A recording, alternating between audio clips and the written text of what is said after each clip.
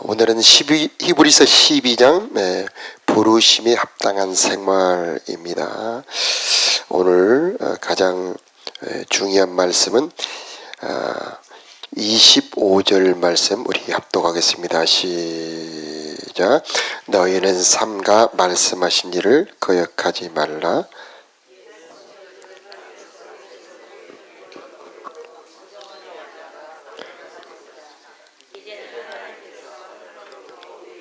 하셨는데 우리가 그 말씀을 듣지 않는다면 어떻게 되겠습니까? 아멘. 여러분은 하나님께서 말씀하실 때 거역하지 마십시오. 이 선조들은 땅에서 모세를 통한 경고를 받고도 순종하지 않다가 벌을 받았습니다. 이제는 하나님께서 하늘로부터 우리에게 경고하시는데 우리가 그 말씀을 듣지 않는다면 어떻게 되겠습니까? 그래서 말씀을 순종하는 자들에게 주실 은혜가 있습니다. 이미 우리가 받은 은혜, 이미 주신 은혜도 많이 있지만은 하나님이 우리들에게 주실 은혜가 또 많이 있습니다. 그 주실 은혜들은 순종함으로 받는 겁니다. 14절에 보면은 우리들에게 주실 은혜가 주님을 만나는 은혜입니다. 하나님을 뵙는다. 이게 우리 영혼의 소원입니다. 지성소의 은혜지요. 임마누엘의 은혜입니다. 하나님을 뵙는다. 이처럼 영광스러운 것이 없는데 그때 순종이 필요합니다. 모든 사람으로 더불어 화평하게 지내라. 거룩함을 지켜라. 그런 사람만이 우리 주님을 배울 수가 있는 겁니다. 그런데 그렇지 못한다면은 주님을 뵙지 못한다. 가인이 그런 경우입니다. 가인은 악한 삶을 살았습니다. 형제를 미워했지요. 하나님이 그 예배를 안 받아주셨고 그를 만나주시지 못했습니다. 자, 그의 삶의 비극이 여기서 오는 거죠. 15절에 보면 아무도 하나님의 은혜를 놓치지 않도록 주의하시기 바랍니다. 이 개정개혁에 보면은 하나님의 은혜에 이르지 못하는 자가 있을까 두려워하라 이렇게 말씀하고 있는데 하나님이 우리에게 인도함을 주십니다. 인도를 하시는데 그 인도를 따라가는 자들이 그 은혜에 도달하게 됩니다. 이스라엘 백성들이 광야에 출애굽을 했지만 가나안 땅에 도달하지 못한 사람들도 있었죠. 마찬가지 성령이 우리를 인도하시는데 따라가지 못한 자는 그 은혜를 받지 못합니다. 그래서 오늘 또 기도의 제목 하나님 오늘 또 성령의 인도를 따라가는 내가 되기 원합니다. 인도하여 주옵소서 이렇게 기도해야 될 것입니다. 26절에 성적인 죄를 범치 말라. 다윗을 통해 잘 보여줍니다. 오히려 인생에 큰 어려움이 오게 되지요. 또 에서가 얘기가 나옵니다. 에서는 하나님께 받을 복이 많은 사람이었습니다. 이삭의 아들이고요. 그에게 장자권이 있었습니다. 그런데 그는 축복을 받지 못했습니다. 그 축복은 모두 우리가 아는 것처럼 야곱에게 넘어가 버렸죠. 왜 그랬을까요? 하나님이 주실 복이 있다 할지라도 내가 받을 그릇이 준비되어야 하는 겁니다. 그래서 하나님 내가 내 삶에 내 인격에 내 인품에 하나님의 복 받을 만한 그릇이 준비되기를 원합니다. 이렇게 기도해야 되는 겁니다.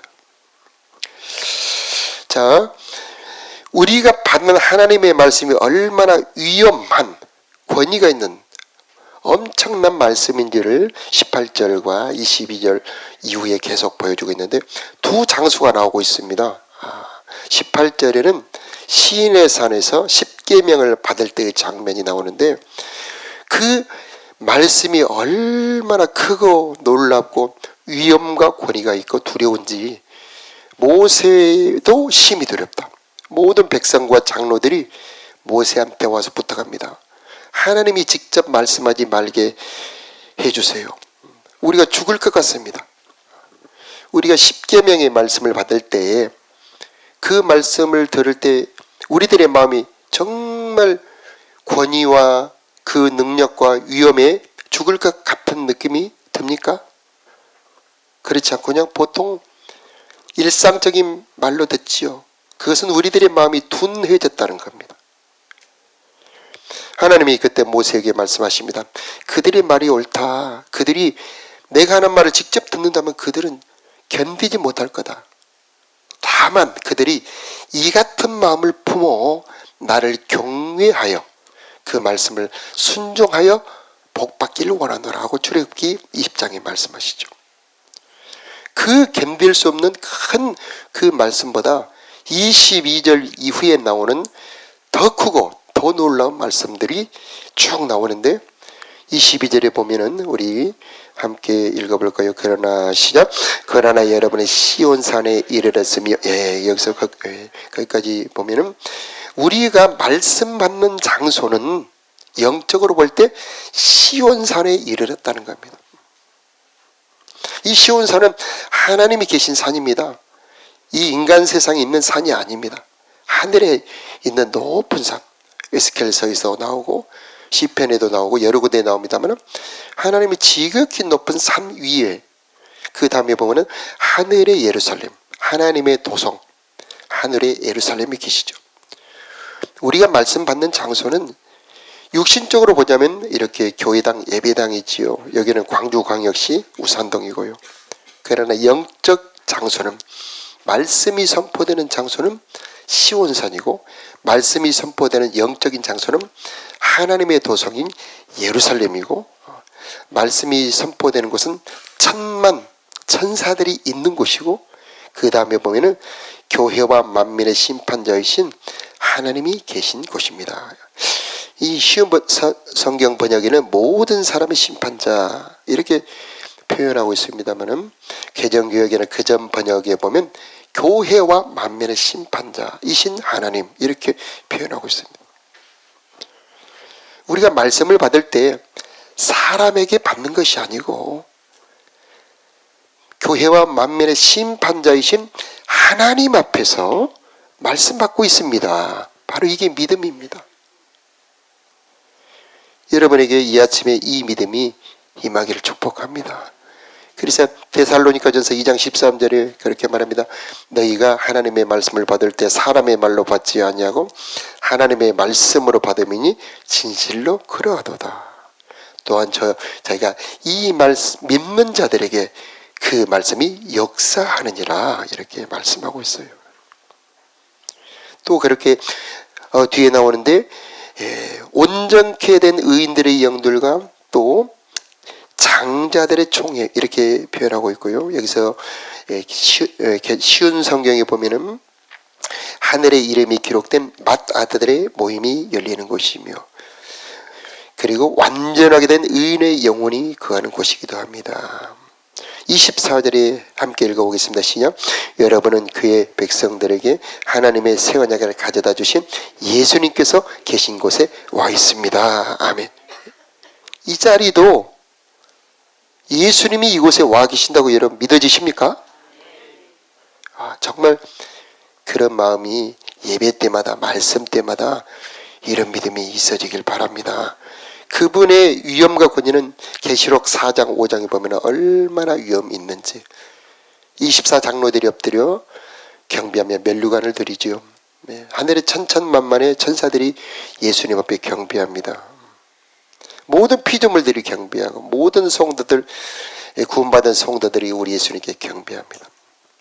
그럴 때에 아버지 하나님께서 그 예수님에게 모든 나라와 권세와 영광을 우리 예수님에게 줍니다. 그런데 그분이 오늘 히브리서 성경을 받는 그 성도들 앞에 그 말씀을 받는 그 성도들 앞에 와 있었다는 얘기죠.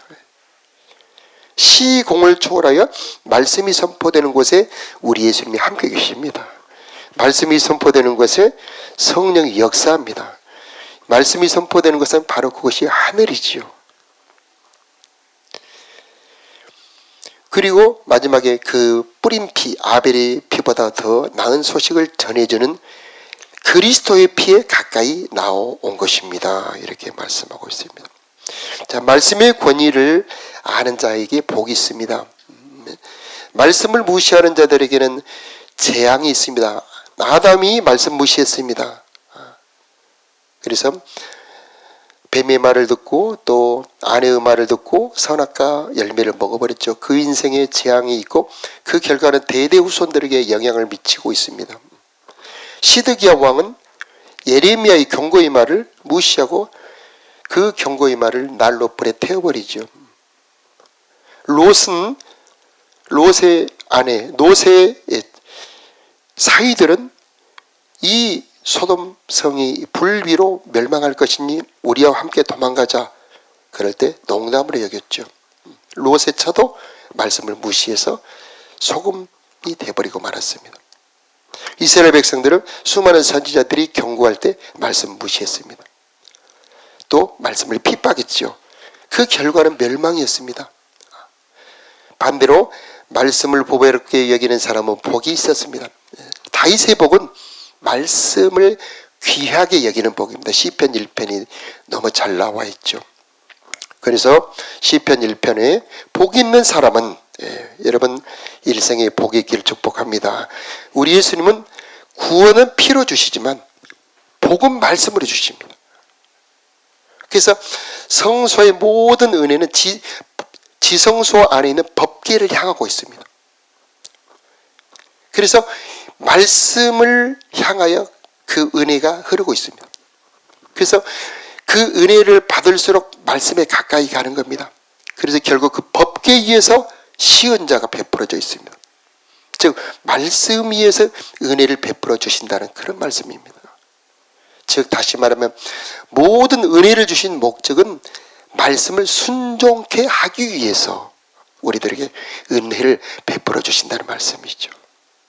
여러분 말씀 받을 때에 이제 그 말씀을 주신 분에게 순종하는 그런 복인 분들이 되시기를 축복합니다.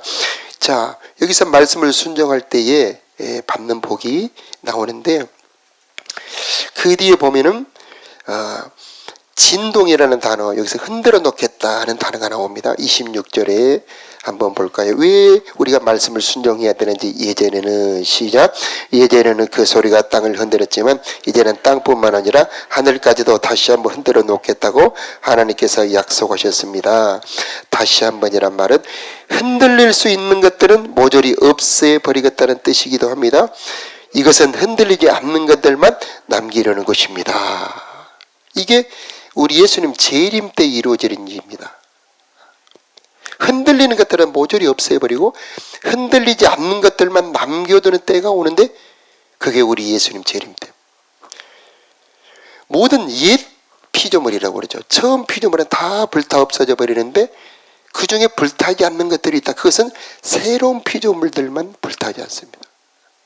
이게 노아 홍수를 통해서 보여주는데 노아 홍수 때 모두 다 썰어버리죠. 다 홍수에 잠겨 다 멸망당하는데 흔들리지 않는 것이 딱 하나 있습니다. 뭐죠? 바로 노아의 방주지요.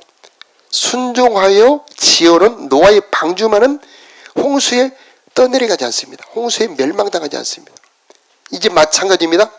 이제 우리 주님 재림하실 때 모든 것이 불타 없어져 버리고 흔들려 버릴 때에 흔들리지 않는 것이 있는데 그게 뭐냐? 바로 우리가 주님 앞에 순종해 놓은 것은 결코 흔들리지 않는다는 겁니다.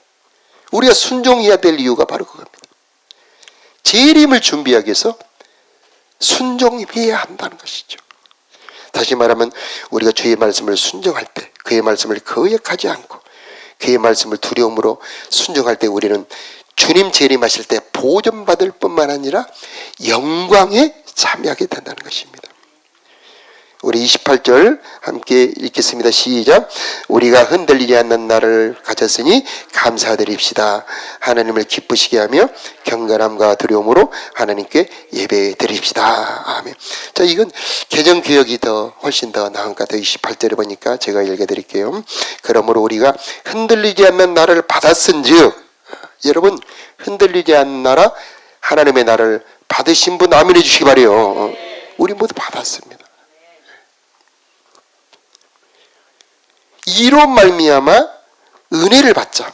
이로 말미암아 경건함과 두려움으로 하나님을 기쁘시게 섬길지니 우리 하나님은 소멸하는 불이심이니라. 오늘 이 새벽에 은혜 받기를 바랍니다. 여러분 평생에 은혜 받기를 바라요. 우리 이브리서를 통해서 우리들에게 베풀어 주신 수많은 은혜들이 기록이 되어 있습니다. 히브리서 1장 3절에 죄를 정결케 하시며 그 능력의 말씀으로 만물을 붙들어 주시고, 교회 속에서 대제사장 되신 우리 예수님의 은혜가 계속 나와 계시고, 우리를 안식으로 이끌어 가시는 분 우리 예수님이 나와 계시고, 그 피를 뿌려 우리를 정결하게 해주시는 우리 예수님의 은혜가 나와 있고, 그 피를 뿌려 하나님 만날 담대함을 주시는 우리 예수님의 은혜가 나타나 있고, 이 세상에 속하지 않는 하늘에 속한 거룩한 하늘의 은혜, 하늘의 은혜, 그 거룩한 성전의 은혜를 준비하고 우리를 기다리고 계시는, 때를 따라 은혜 베푸는 우리 예수님의 수많은 은혜가 나와 있습니다. 이 은혜를 우리들에게 준비하고 기다리고 계시고, 그 은혜를 베풀어서 그 목적이 뭐냐? 은혜의 목적은 경건함과 두려움으로 하나님을 기쁘시게 섬기는 겁니다. 그게 바로 영원한 다음 은혜, 영광의 나라에 들어가게 하는 겁니다. 그래서 경건함과 두려움으로 하나님을 기쁘시게 섬기는 것이 우리들의 소원이기를 원하고 있는 겁니다. 하나님을 섬기는 자는 하나님이 그를 혼자 두지 않습니다. 하나님을 섬기는 자는 하나님이 보호해 주십니다. 하나님을 기쁘시게 하는 자는 주님이 혼자 버려두지 아니하시고 그와 함께 있어줍니다. 임마누엘의 은혜죠. 여러분, 오늘 또 주님을 기쁘시게 하길 바랍니다. 어떻게 기쁘시게 합니까? 그분의 뜻을 순종함으로, 그분의 말씀을 복종함으로 우리는 그분을 기쁘시게 할 수 있습니다. 어떻게 우리는 하나님을 기쁘시게 할 수 있습니까? 그와 동행함으로 기쁘시게 할 수 있습니다. 어떻게 우리가 하나님을 기쁘시게 합니까? 그분의 뜻대로 복음을 전파할 때 하나님을 기쁘시게 할 수 있죠. 언제 우리 하나님은 기뻐하십니까? 우리가 인내할 때 기뻐하시고, 우리가 자신을 낮추고 주님과 동행할 때 기뻐하시는 겁니다. 그때 하나님의 은혜와 능력이 우리를 덮어주시고 우리 곁에 주님이 와 계시는 겁니다. 이 새벽에 기도하는 우리들, 주님이 함께 계심을 믿습니다. 우리들의 기도로 하늘에 상달됨을 믿습니다. 우리 모든 기도의 제목 중에 오늘 기도의 제목은, 하나님, 내가 말씀을 거역하지 않고 그 말씀을 순종하는 내가 되기를 원합니다. 내일 모레 말씀입니다마는 우리를 온전케 하여 그분의 선하신 뜻을 행하게 하시며, 이런 기도의 제목이 있습니다. 그래서 하나님, 내가 주님의 뜻을, 주님을 기쁘시게 하는 뜻을 행하는 내가 되기를 원합니다. 이게 오늘 이 새벽 기도의 제목이 되기를 원합니다. 로마서 12장 2절에 보니까 너희는 마음을 새롭게 하여, 이 세대를 본받지 말고 마음을 새롭게 하여 변화를 받아 하나님의 선하시고 기뻐하시고 온전하신 뜻이 무엇인지 분별하도록 하라, 이렇게 말씀하고 있습니다. 오늘 이 새벽 여러분에게 은혜가 임하기를 바랍니다. 그래서 하나님을 기쁘시게 섬기는 여러분 삶이 되어서 일생 하나님의 영생의 복, 임마누엘의 복이 함께하기를 예수 이름으로 축복합니다. 기도하겠습니다.